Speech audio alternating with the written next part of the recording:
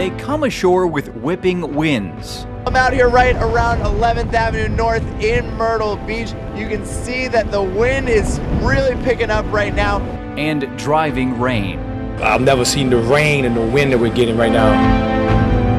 With the power to send a wall of water surging towards shore. In the last 25 minutes, literally these waves have just crashed right over the dunes. Destroying property. It floated at about 6-8 feet till it hit a tree and set it down flat on the ground. And claiming lives. Who was at your house with you? My wife. Where is she now? Can't find her body. She gone. The 2010 Atlantic hurricane season is here, and tonight we're giving you the life-saving information you need to survive the storm.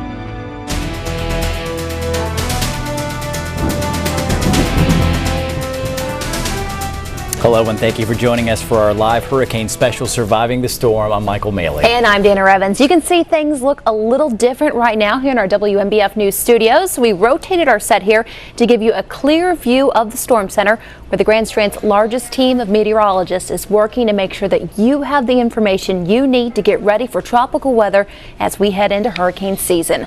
Throughout this special edition of WMBF News, we'll be giving you life-saving tips on air and online at WMBFnews.com with our special Cover It Live blog. Now, for a hurricane to form, you need to have the right conditions. It takes a pre-existing weather disturbance, warm tropical oceans, moisture, and relatively low winds aloft to get a tropical system moving. If those conditions stick around long enough, they can combine to create a hurricane. It's a weather phenomenon the director of the National Hurricane Center says we could be seeing a lot of this year. The two key things we're looking at as far as the differences from this season and last are the currently existing very warm waters in the tropical Atlantic and Caribbean Ocean, significantly above normal over the whole area, and the predicted demise of the El Nino that was a factor in the reduced season we had last year. Both those factors combined would at least lead me and most reasonable people to think that we're having a more active season than last year for sure, but it only takes that one.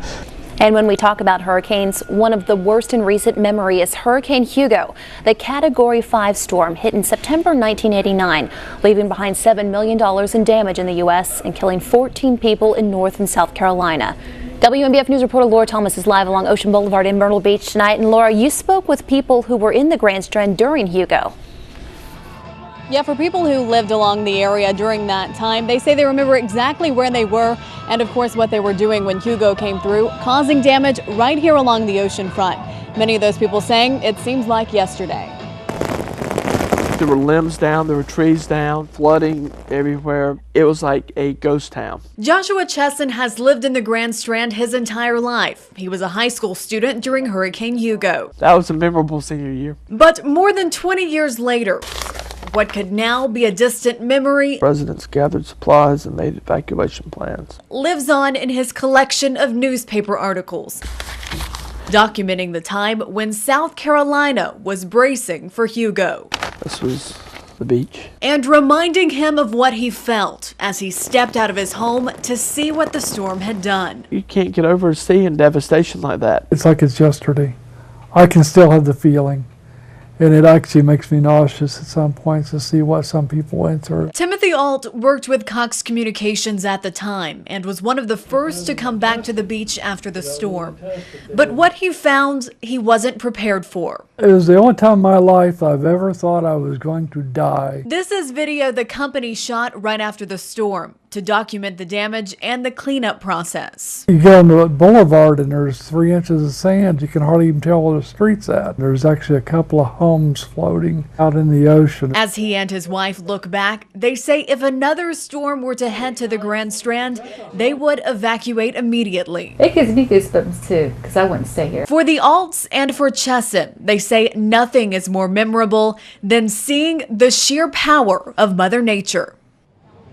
And to give you an idea of what kind of impact the storm had on people here in the Grand Strand, we posted on our Facebook wall asking people to share their stories from Hugo. And within the first day, we had over 100 people respond, saying that they will never forget that time and what they saw after the storm. Reporting live along the ocean front in Myrtle Beach, Laura Thomas, WMBF News. All right, thanks, Laura. And while the brunt of Hugo was felt along the coast, folks in the PD also felt the storm's wrath. Yeah, and WMBF News reporter Brennan Herring is live in our PD newsroom in Florence. And Brennan, what kind of damage did Hugo leave behind further inland? Well, lots of trees were blown over and roofs were ripped off of buildings because Hurricane Hugo brought sustained winds of more than 80 miles per hour to some parts of the PD. I talked with two people about their experiences the night Hugo blew through. We got calls from the national chapter of the Red Cross said it's looking really bad. On September 21st, 1989, Louis Nettles was chairman of the Florence County Red Cross Board of Directors, and he was helping the chapter prepare an evacuation center. It's like just before the roller coaster goes over the edge, you know it's going to be bad. I'll always remember them saying it, and it's coming your way. He kept newspapers and even a t-shirt as reminders of that night at the shelter. There was a machine shop across the street, and we watched the tin peel off the roof as things progressed.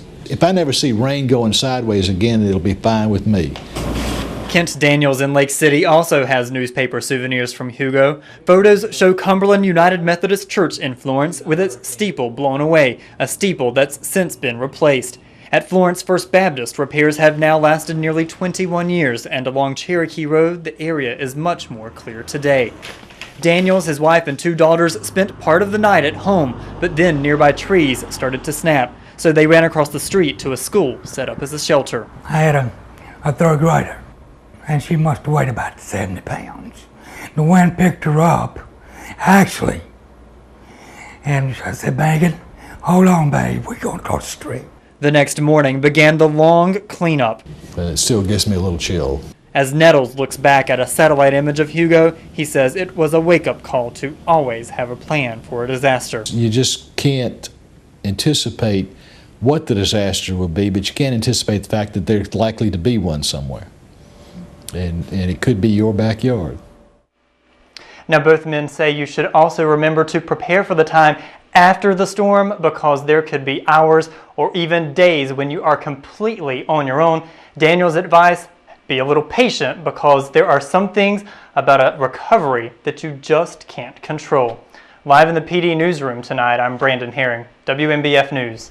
So true, Brennan. And there's no doubt Hurricane Hugo was a damaging storm, but he isn't the only major hurricane to slam into the Carolina coast. Back in October of 1954, Hazel blew into the Carolinas as a Category 4 hurricane, and forecasters say if she hit today, the results would be absolutely devastating. Storm Team Chief Meteorologist Rob Hatchell and Randy Webster, the Director of Horry County Emergency Management, are live in the studio to explain why. Guys? Thanks, Michael, and thank you, Randy, for coming in with us today. You know, Randy, a lot of folks, when they think of hurricanes here, they think of Hugo, obviously, because we had more folks here then. They don't think about Hazel because it was so long ago. But the bar, it seems, set for hurricanes in this area is Hurricane Hugo, and why is that not good practice? Well, obviously, it made landfall 90 miles south of us, closer to Charleston County, and so a lot of people think, although it was Category 4 in that area, we only had Category 1 conditions here in Horry County, so a lot of people have a misnomer of what they think they've survived in a hurricane. But yet everyone wants to think back to say, hey, I did survive a Category 4 hurricane, but that's not necessarily the case. That's not. Now, those that were here during Hazel in 1954, you can say that. Yeah. But you know, obviously it was a much different track, and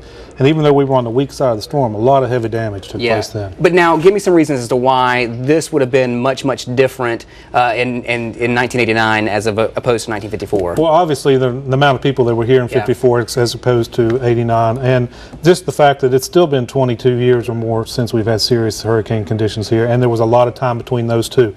So once again, we're just primed, ready for a bad situation to happen here. All right, now we have to always talk about this, and I know you talk to lots of folks all across the community about, you know, what you need to prepare for, and obviously the only way that we can communicate that is to talk about the worst case scenario, because that's what we have to be prepared for. What is that worst case scenario? Worst case scenario is a storm comes right into the coast, right up Georgetown into Winyah Bay, puts us on the severe side of the storm track, and it just absolutely pushes the storm surge well inland, up the Waccamaw River, actually into Conway area. And this is the one we plan for as worst case scenario. So we've had bad, but we can have a lot worse. That's right. So we hope for the best, plan for the worst, of course, and just want to end it with this. Is this possible? Oh, absolutely. This is possible, and any other number of scenarios is possible. And let's just hope it never happens, but you know, it could be this year. All right. Thank you so much, Randy. Danner, back to you. All right. Thanks, Rob. Myrtle Beach's newest attraction is open and ready to welcome welcome visitors. The city's brand new multi-million-dollar boardwalk stretches from the 14th Avenue Pier to the 2nd Avenue Pier in the heart of downtown Myrtle Beach. It's lined with shops and restaurants, giving locals and visitors a place to hang out and soak up some sun while boosting business in the city. But how will it stand up to a storm? WMBF News reporter AJ Ross is live near the boardwalk tonight. And AJ, is it expected to withstand a hurricane? Well, Danner, the engineers that designed this new boardwalk say yes, it can withstand hurricane force winds up to 135 miles per hour to be exact. But depending on the size of the storm, how it comes ashore, and storm surge, these engineers also admit there are no guarantees. This is a picture where the Hugo came through and it tore the beach up. Longtime boardwalk business owners like Jimmy Waldorf and Brian Devereaux say they will never forget the damage Hurricane Hugo left behind. We were the only pier left standing in South Carolina. It was a bad storm. We didn't know whether it was going to hit us directly or not. Luckily, Waldorf's family arcade was spared, but he says the old boardwalk was not. And it had tore the boardwalk up, busted the concrete up. Waldorf says these pictures only tell a small part of the story. Beach erosion from Hugo. A story Mike Wooten, the lead engineer for this new $6.4 million boardwalk, says he doesn't want to repeat. There was a great deal of thought and consideration given to the design of the boardwalk in relation to hurricane preparation. Wooten says he and his team wanted to make the new boardwalk as strong as possible, but state law limits the types of hardened structures that can be built on the beach. Plus, the price tag for the project would have skyrocketed. When you try to upgrade it so that it will withstand, say, a Category 2 storm, the cost would have doubled or maybe tripled. That's why the boardwalk was designed to sustain hurricane force winds up to 135 miles per hour. And Wooten says he stands behind his work. And as long as the boardwalk keeps standing, businesses say they hope to keep seeing a profit. It's certainly been a big help to us since it opened. We have had an increase in traffic. It's nicer looking now, bigger, and hopefully it was built to sustain any storms that we have in the future. If this boardwalk was destroyed by a hurricane, it is insured, and under FEMA guidelines, it would qualify to be completely replaced. Live at the Myrtle Beach Boardwalk this evening, I'm AJ Ross, WMBF News. AJ, thank you. As we know, hurricane force winds can be dangerous and destructive. We'll show you just how damaging they can be and break down what steps you need to take to keep your family safe. Plus, we'll take a look at one product that promises to protect your home from the debris that those winds can send sailing through the air during a storm. And we're taking a live look inside Studio B, where we have a team of insurance agents ready to answer your calls about the coverage you need when a hurricane hits. Call 843-848-8000 to get your questions answered now. Surviving the Storm continues in just a minute. Well, it is no secret hurricanes can pack a deadly punch. According to the National Hurricane Center, in an average 3-year period, 5 hurricanes slam into the U.S. coastline, killing between 50 and 100 people. And when it comes to tropical weather, there are 4 major hazards you really need to know about. The first, those hurricane force winds. Rob's in the Storm Center to explain just how dangerous they can be. Rob. That's right. When it comes to hurricanes, the first thought that comes to mind for many is the devastating winds, and rightfully so. You know, in the strongest hurricane winds, they can exceed 150 miles per hour. So what causes these costly winds to whip at such violent velocities? Well, it's all about pressure. The differences in pressure creates wind, and within these monstrous storms, those pressure differences can be enormous. Now, hurricanes are simply low pressure systems that have extremely low pressures, and that can force winds to blow at tremendous speeds. Now, we categorize hurricanes based on their wind speeds, and we use the Saffir-Simpson scale for that. This is the scale right here. You can see Category 1 storms anywhere from, say, 74 to 95 miles per hour. A Category 2, we're talking 96 to 110. Now, we've also been talking about those major storms. Those major storms are Category 3 and above. Category 3, 111 miles per hour to 130. Category 4, we're talking close to 131 to 155. And then Category 5, something we hope we never see here across our area, that is greater than 155 miles per hour. Now, there are some products designed to protect your home when the winds does start to pick up that debris out there. And WMBF News reporter Greg Argos is in Myrtle Beach to show you just how well a window screen deemed unbreakable really works.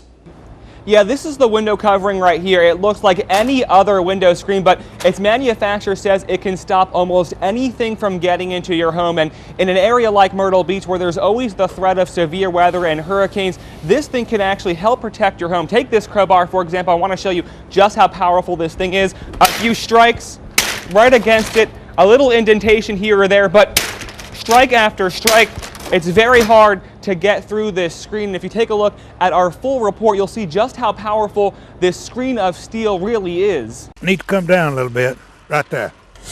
This may look like your everyday window covering, but its manufacturer says it can stop a whole lot more than mosquitoes from entering your home. You can use as a hurricane screen, you can use it as a security screen. That's a mainframe jam right here. Wilford Roberts owns Tapco, the Mississippi company that makes the stainless steel screen on steroids. They're not bulletproof, but Roberts says they can stop most anything else. We've been manufacturing aluminum products for 45 years. And though the focus has been on security, Roberts says the screens can also be used to stop almost anything Mother Nature throws at your home. This tested for a Category 4 hurricane. A big claim requiring a big test. Let's see if we can take it machine back for it. All right, here we go. This 2x4 simulating what could happen during a hurricane, shot out of a pressure cannon at more than 50 feet per second. A startled homeowner, but an intact home and window pane. And if you can keep it from breaking your glass, you're going to keep from doing a lot of destruction by water getting into your house. But despite their strength, Tapco's super screens don't come cheap. So we wanted to see if we can get the same debris blocking stopping power from a regular piece of plywood. Same cannon, completely different results. This 2x4 cuts a hole right through the plywood. Anything this is protecting would be shattered. It was gone. It was just a mess, really. Brian Devereaux knows just how powerful hurricanes are. He owns the Pier 14 restaurant in Myrtle Beach, and he lived through Hurricane Hugo. Came down the next morning to look at the place, and this pier where we're standing now was all gone. And the restaurant was just stuck up there like a pea on a drum. But somehow that pea on a drum wasn't damaged, and now Devereaux takes no chances when big storms approach. We have a plywood on hand that we keep, and it's all numbered, and we can knock it all up in 2 or 3 hours. We've launched 2x4s out this thing going 100 miles an hour. But after seeing the screen, Devereaux says he'd be interested in using them for his business rather than relying on plywood. So we've seen the screen block a 2x4, but hurricanes can pick up almost anything and toss them straight at your house. Hit it! So we also wanted to see if the screen could protect against objects that can puncture. Neither this bat or crowbar were able to cause enough damage to crack the window. In a part of the country where Mother Nature can pack quite a punch, extra protection is expensive, but if it's your family's treasures inside, it might be worth it. But what about being inside your home during a fire or other emergency? Well, these screens have latches they can pop right on open. You can actually exit your house in the event of an emergency, and you won't have to worry about being trapped inside. Reporting here in Myrtle Beach, I'm Greg Argos, WMBF News. All right, thanks, Greg. While the immediate coastline usually sees the worst of the winds, inland areas can deal with another deadly and destructive force of a hurricane, water. With more on that, let's turn it over to Storm Team meteorologist Katie Morgan. Yeah, thanks, Rob. Inland flooding is always a big concern with a landfalling hurricane, and it's something residents in the PD need to be aware of. Intense rainfall can cause more damage than tropical cyclone winds. Torrential rains from the storm can lead to dangerous flooding and often affect communities miles away from where the storm makes landfall. Bill Reed of the National Hurricane Center stresses that flooding does not always depend on the strength of the storm, but rather the speed. Experience has shown us that it's some of the most innocuous weak tropical storms. Most recently was Faye 2 years ago, that create tremendous amount of rains because they're fairly large tropical storms, but not strong in wind, and they're moving slowly. So for the folks in the southeast, if you look for these storms that aren't going to move fast across your area to produce the worst floods. So how can you take steps to be prepared? Well, first determine if your home is in a potential flood zone. Take proper precautions by purchasing flood insurance to protect life and property, and of course prepare a flood emergency plan with your family. You can find more information about all these safety tips on our website, WMBFnews.com. Flooding is a hazard people in Conway know all too well. WMBF News anchor Chandy Lowry had a chance to hear the stories of people who saw that rising water right in front of their own homes. As Randy Riddle works on his deck in Conway, he remembers the day Hurricane Floyd forced him and his wife Judy out of their home along Sherwood Avenue. It was bad. It looked like a war zone. Then the floods began to come, and it was just awful. Water filled the Riddles' backyard, creeped into their home, and left major damage. But the house still stands today. Bob Grooms wasn't as lucky. Well, we were upset because, again, we lost our home. Over 24 homes in the area near Crabtree Swamp were underwater and eventually wiped out after Floyd moved through. Across the street here, there were houses all the way down and down over to our right here, and down this street over to Sherwood Drive. And if you look now, there aren't any homes. Grooms takes me to the place near the creek where his home once stood. It flooded 8 times before it was torn down. He says the water was so high in this area, it was halfway up some of the trees. You could still see the lines on their trunks. The water came up in about a 3-hour period up like this. I'm 6 foot. Grooms remembers the trials of Floyd and has flashbacks whenever he hears about hurricanes. You really don't understand unless you have walked in someone else's shoes. He tells me when Floyd hit Conway, his family had to use a boat to get around. We'd always have to take a boat because we'd park up here at the parking lot at Trinity Methodist Church, take a little boat and row down to the house. Although it was rough losing his house and having his memories washed away in the floods, Grooms is glad the people he loves are still close. A lot of times people talk about things, but things can be replaced. But we had each other. And he continues to lean on his faith for guidance. God has a plan for all our lives. We don't understand a lot of times what we go through, but He has the master plan, and we don't have to worry about it. Grooms says he just does what he can to prepare for the next time he may have to survive a storm. Reporting in Conway, I'm Chandy Lowry for WMBF News. When water rises inside your home, it can really leave behind a lot of damage, and you need to make sure that you have the right coverage to protect your valuables and what you have inside. WMBF News anchor Matthew Norton is live in Studio B, where a team of insurance experts are waiting to take your calls. Matthew? They sure are, Danner, and they've been busy tonight. The phones have been ringing off the hook, and right now several are available if you'd like to call. That number is 848-8000. And you know, this is one of the most stressful times in your life when a hurricane hits. You've survived the storm, but you're wondering if your house has survived. You come back, try to put the pieces back together, and of course the right kind of insurance makes all the difference. And these experts that we've gathered here tonight can for free tonight answer your questions about flood insurance and homeowners insurance, which covers which. You know, with the roof falls off, they were telling me, and the rain comes in, that's covered by homeowners. But if the creek is rising due to the hurricane, then that's covered by flood. So you need to make sure you've got the right kind of insurance, and these folks right here tonight can help you out with that. Danner? All right, thanks, Matthew. Our third hazard can contribute to that flooding. Yeah, storm surge. It's damaging, has the potential to be deadly, and can leave areas miles from the ocean underwater. If a Category 4 storm hit Myrtle Beach, you need a boat instead of a plane to get around here at Warburg Park. Here on 31st Avenue North, though, even a Category 5 likely wouldn't be able to flood my feet here on Kings Highway. If a wall of water were to come crashing into the Grand Strand, we'll tell you who's lying low and who's riding high coming up. Plus, they only add to a storm's destructive potential. Who's at risk of getting hit by a tornado when a hurricane makes landfall? Welcome back, everyone. According to the National Hurricane Center, the greatest potential for loss of life related to a hurricane is from the storm surge. It can cause severe flooding in coastal areas. WMBF Storm Team meteorologist Jamie Arnold's live in the studio. And Jamie, what causes that water to rise so suddenly? Well, Dana, storm surge is basically water that is pushed ashore by a hurricane's winds. Now, as the storm approaches the coast, the wind increases and starts to push the water towards the beach. And as the rising water reaches the shoreline, it has nowhere else to go but up, so it starts to inundate the coast. To make matters worse, large, battering, wind-driven waves arrive on top of the storm surge, and if a hurricane hits at high tide, the water level will be even higher. The force of the water, along with the waves, makes storm surge extremely dangerous and extremely powerful. And we're certainly no stranger to large storm surges here on the Grand Strand.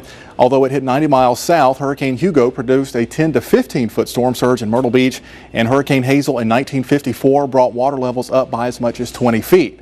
And when Hurricane Ike made landfall over Galveston, Texas in September 2008, it was a Category 2 storm, but packed a Category 5 equivalent storm surge. And that's what caused the most damage. WMBF News reporter Jennifer Grove has more on storm surge and the threat we may have for low-lying areas in our area. Jennifer? Low-lying areas like here in Garden City down through Pawleys Island and especially Georgetown are particularly susceptible to that storm surge. Take a look here, this mark hitting at over 6 feet high, and as you can see here, well over my head. I had the chance to talk with the man that's vacationed in this home for decades with his family. He says before Hugo, when he thought of hurricanes, he thought of wind and rain damage, but he tells me he never fully considered the possibility of the ocean plowing into the coast. Erskine Kirksey says Hurricane Hugo has forever left its mark on his Garden City vacation home. This line right here, if you look on that window, that's the mud line where the water level got to, and I believe that's just over 6 feet. He says he rode out the storm in Kingstree, where the hurricane's winds beat and battered the building he was staying in. I literally tried to get under the bed in the motel. But it was his family's vacation home on the marsh that was on his mind the next morning. Anything you could think of that wasn't tied down ended up in those woods over there. He says when he got to the house, the sun was already baking the hot mud carried in by the storm. Just like an oven in here, just a gooey mess. It was just like walking in the marsh. CCU's director of the Center for Marine and Wetland Studies calls Hugo a near miss for the Grand Strand. And we're 90 miles away from the landfall, and we had about a 13-foot surge. He says had Hurricane Hugo made landfall farther north, say in Georgetown, we would have seen a dramatically different impact. You have a gentle sloping shelf. You've got a long bay is a bowl-shaped basin where things can kind of get funneled in a little bit, so we tend to have a higher surge. It's a danger that Kirksey knows could be just one hurricane season away. They say there's a bad storm comes about every 20 or 25 years down here, so I guess we're really due for another bad one. And when it does, Kirksey says he won't be taking any chances with Mother Nature. To get out of the way is real easy. To get through it may end up being extremely dangerous. It could even be fatal.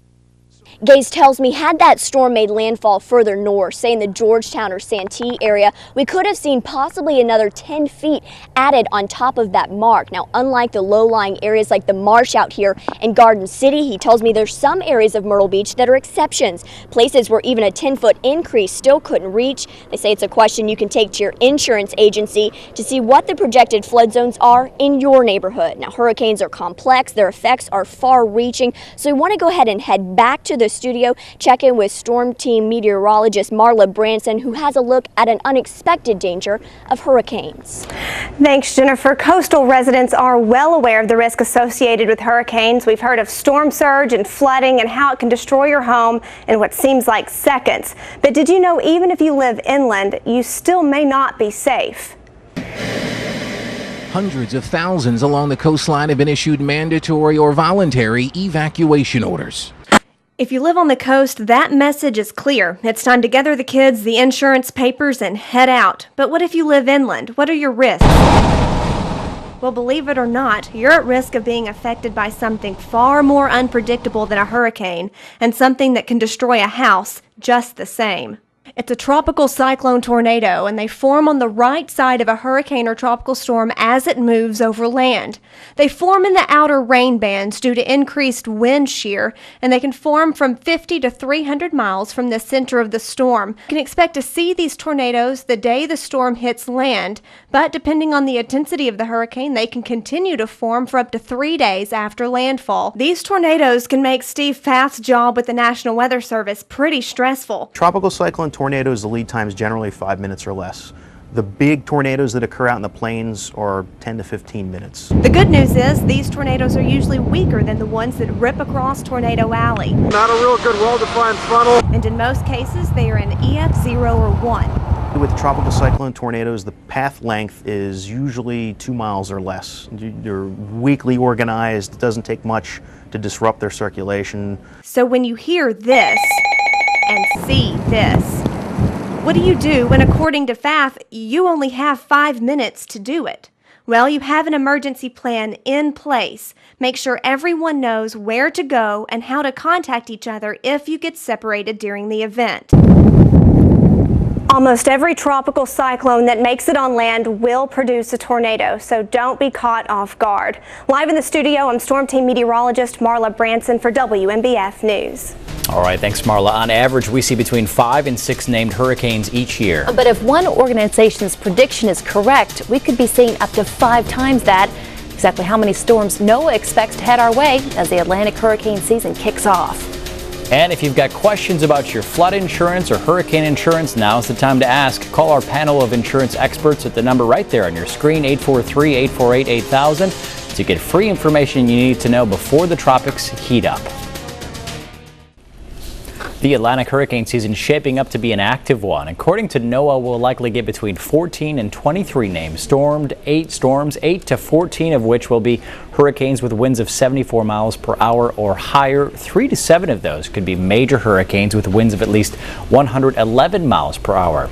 And when it comes to our hurricane coverage, you need to be familiar with the terms the storm team is using to keep you informed. Chief Meteorologist Rob Hatchell is here to break down the anatomy of a storm. Rob. Hey guys, well, a hurricane is a lot like an engine. It uses the warmth and moisture of the tropical waters to fuel it. Now, the outer rain bands are like intake valves that supply the fuel to the hurricane. As the bands whirl around, spiraling upwards, it creates the eye of the storm.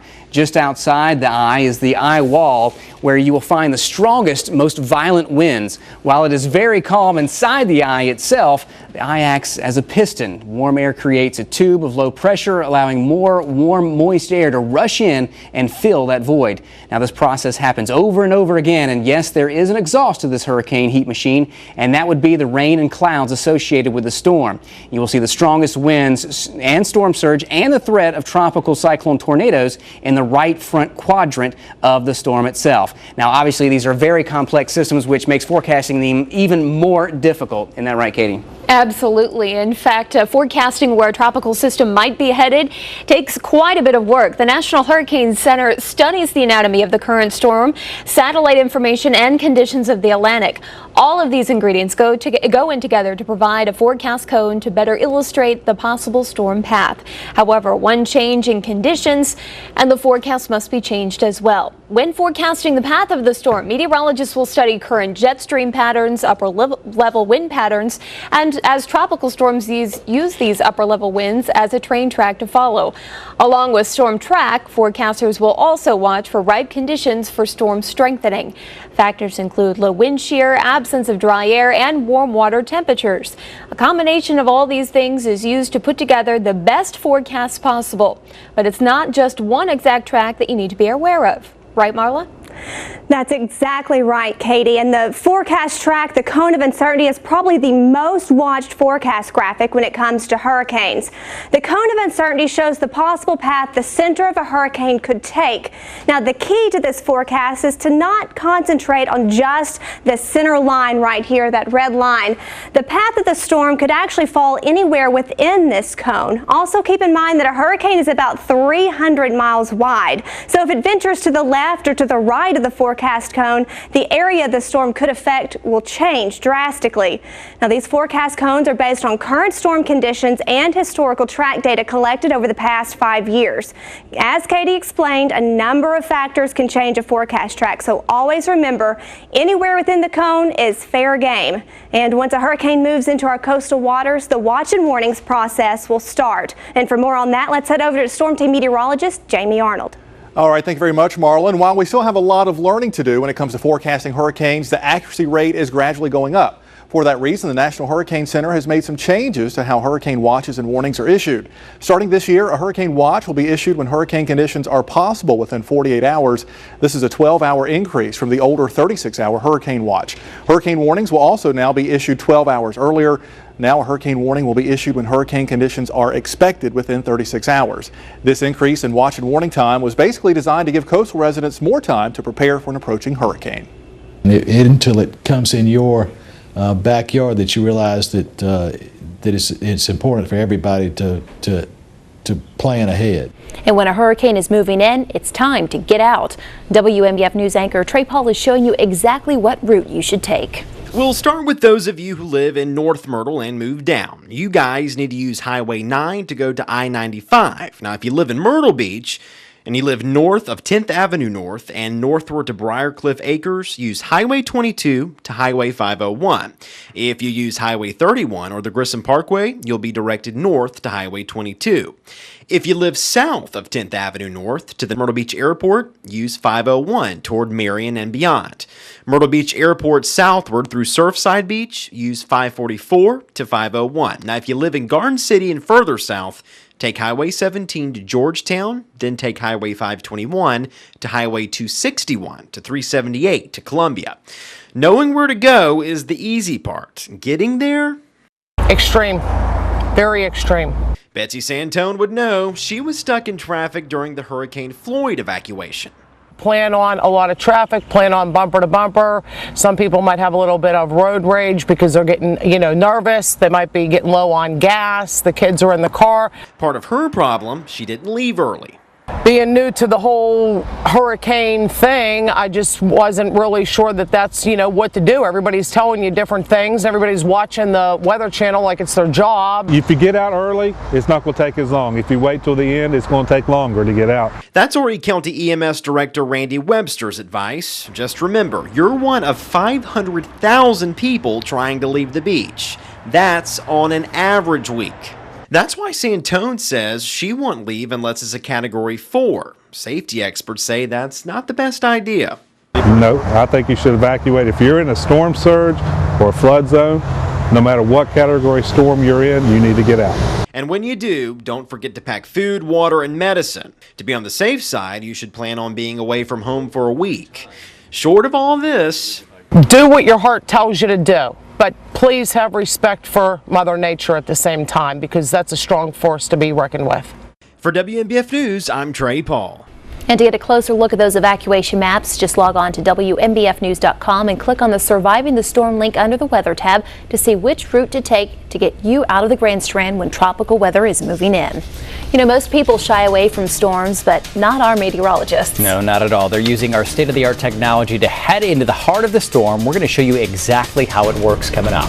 Plus, it's a new facility putting building materials to the test. We're taking you to this wind tunnel to show you how it will be used to help your home survive the storm.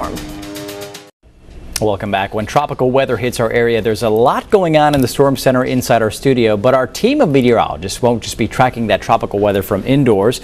Our Storm Chaser will bring you live web pictures of the areas getting hit the hardest. Storm Team meteorologist Jamie Arnold is live in Myrtle Beach to show you exactly how our state-of-the-art mobile weather center works. Jamie? Yeah, the WMBF Storm Chaser is certainly a very valuable tool in any type of weather, but will certainly be earning its keep if we get any type of tropical storms or hurricanes headed our way. Basically, the Storm Chaser can take us live anywhere across the Grand Strand and the PD, wherever the worst of the weather may hit, and help to bring back information about the storm to you, the viewer, and also to the storm team.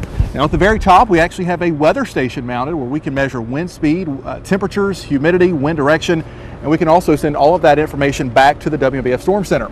All of that information from the Weather Center on the top is actually sent back down into the Storm Chaser, providing us with a readout here, and it's that information that we can relay back to the Storm Center to help us make a more accurate forecast and know exactly what's going on out in the field. Of course, one of the most important things you need if you're going to be out and about any type of severe weather, onboard radar. We do have that so that we can keep track of exactly where those spiraling rain bands are, perhaps where the tornado threat is.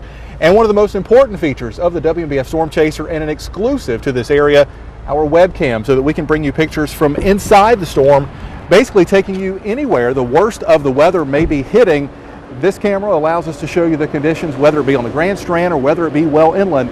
The WMBF Storm Chaser certainly prepared to take you into the heart of any storm that works its way into our area. Live in Myrtle Beach, I'm Storm Team meteorologist Jamie Arnold.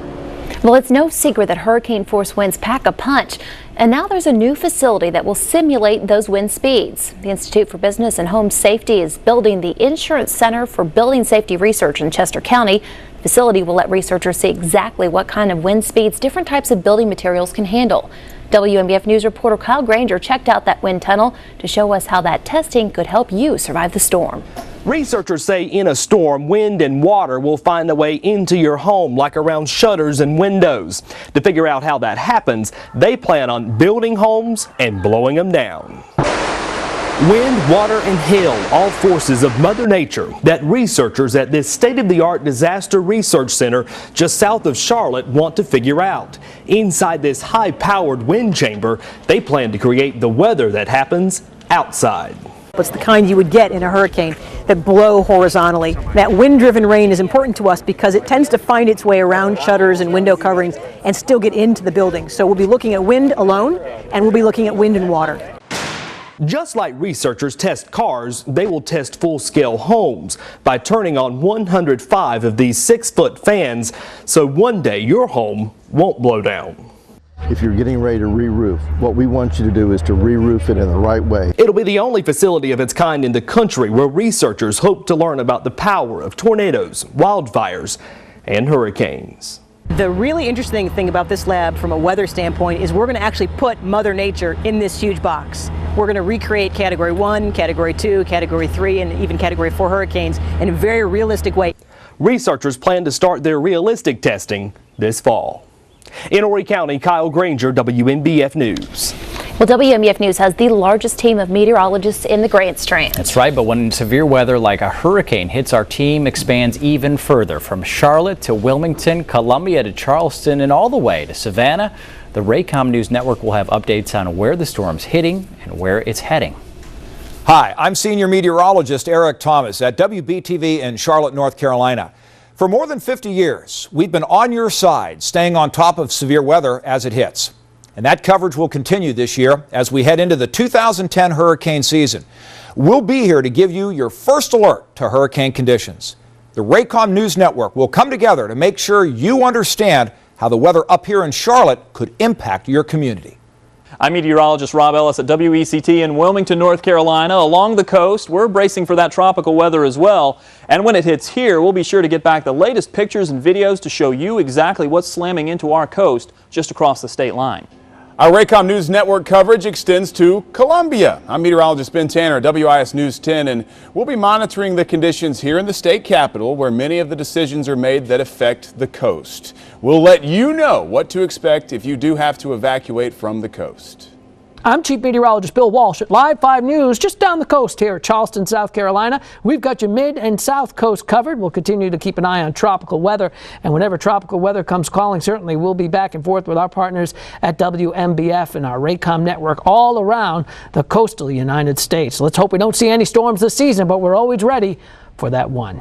And the Raycom News Network extends all the way down to Savannah, Georgia to bring you team coverage across the Southeast. Hi, I'm meteorologist John Weatherby. I'll be breaking down the severe weather and what that weather means to you. So keep it right here on WMBF News for complete live, local, late-breaking coverage from Charlotte to Savannah throughout the hurricane season.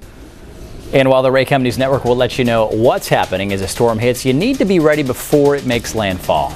As we all change our batteries and our smoke detectors, when we change our clocks, we need to change the batteries in our preparedness kits so they stay fresh. What you should pack in your hurricane kit to make sure that you're covered during and after the storm. And another look for you live in Studio B, where our panel of insurance agents are ready to answer your calls. Just dial 843-848-8000 to get free information about what coverage you need this hurricane season. Welcome back. I'm here live with Storm Team Chief Meteorologist Rob Hatchell in the Storm Center. You know, it's critical and key to know how everybody here forecasts the hurricanes and what kind of damage those storms can leave behind. But all that information, it doesn't make a whole lot of difference if you don't know what to do before it hits. That's exactly right. You know, and it's so important to understand that the reason that we do these specials, the reason that we have so much information online at WMBFnews.com is to help prepare people before the storm itself. And before the storm, that's right now. You know, the season is getting kicked off today. However, we're going to have some down days before we see some storm activity. So these are the things that you need to do. You need to learn about the hazards that are facing your area from these tropical cyclones in our area. You also need to assemble a disaster kit, which we'll talk a little bit more about in just a little bit, and then also write that disaster plan. Now, you know, I always refer back to the school kids who at school, they have a plan. When there's a tornado drill, they practice that plan. That's what's so important about this. So not only do you need to do this stuff, but you also need to practice all of it too, so that way when the time comes, you can be ready for that storm. And the reality is when the storm hits, it's too late. That's right. All right, thanks, Rob. Danner? But when a storm hits, you want to be able to get on the road and get out of town fast. and that means having your disaster kit packed and ready to go. WMBF News anchor Paula Caruso is live in the studio to explain what you need to have on hand and why what you put inside is so important. Paula? Well, Danner, whether you're planning to pack up the family and head away from the coast or hunker down to wait it out, the best way to prepare is to have a plan. It could become your survival guide for life during and after a major storm. That's where our son had his apartment on the beach. Pam Datloff knows devastation. That's our neighbor's house, and they condemned it. She lived in Gulfport, Mississippi for years before Hurricane Katrina disrupted her life on the Gulf Coast. Here's part of the backyard. The fence was gone. But she knows it could have been much worse had she not been prepared. Thank goodness I had taken digital pictures before we left. But most importantly, we packed all of our important papers. And the whole concept here is to plan well enough with the hope that you'll never have to use it. Each year on June 1st, Conley says you should get your family together and discuss a hurricane plan. You'll also want to build a kit. Include an AM/FM battery-operated radio, foods with a long shelf life, duct tape, a mask, and thick gloves. Conley says you'll need a whistle in case you are trapped in your house or under debris, and an emergency blanket. You need a waterproof, fireproof container near your front door, because if you have to leave in a hurry, particularly during a fire or a tornado, you want to be able to grab that. Don't forget to have a first aid kit on hand, but if you plan to stay home during a storm, you'll need more than that.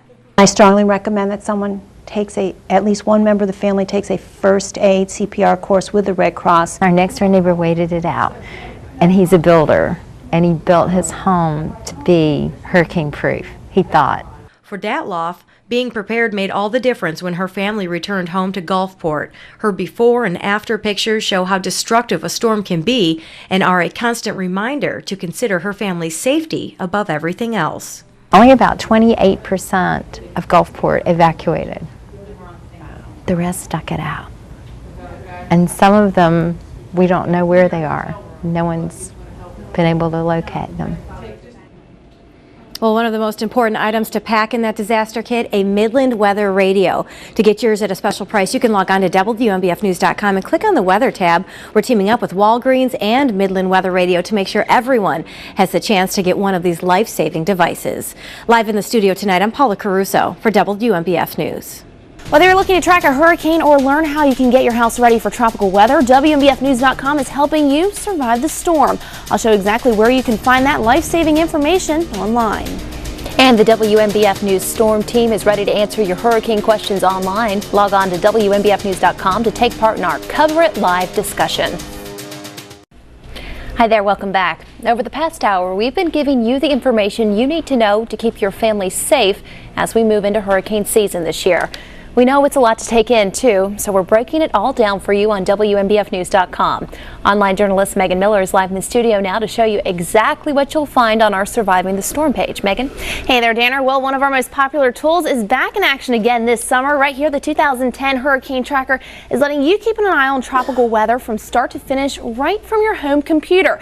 Now, digging in here to the Hurricane Tracker, you can use these tools right here at the very bottom of the page to catch up on alerts, see what's brewing in the tropics, and right here, even track a path of a storm while it develops. Now, while this is a really awesome tool to check out, if you keep scrolling down the Hurricane Tracker page, this is where you're going to give a closer look into hurricane season and how you can stay safe. Now, here you'll be able to watch live video updates from the National Hurricane Center, along with learning more about tropical weather and what to do before, during, and after a hurricane. We've set you up with these hurricane checklists right here, pet and home plans, and even this state evacuation map that you can print out on your computer. As always, this information right here is available 24/7 online right here on the Hurricane Tracker section of WMBFnews.com. Live in the studio tonight, I'm Megan Miller for WMBF News. Megan, thank you. And you know, as we move further into the hurricane season, you can count on WMBF News to bring you live, local, late-breaking coverage of any tropical weather that's headed our way to make sure that you survive the storm. Thank you so much for joining us for this special edition of WMBF News tonight.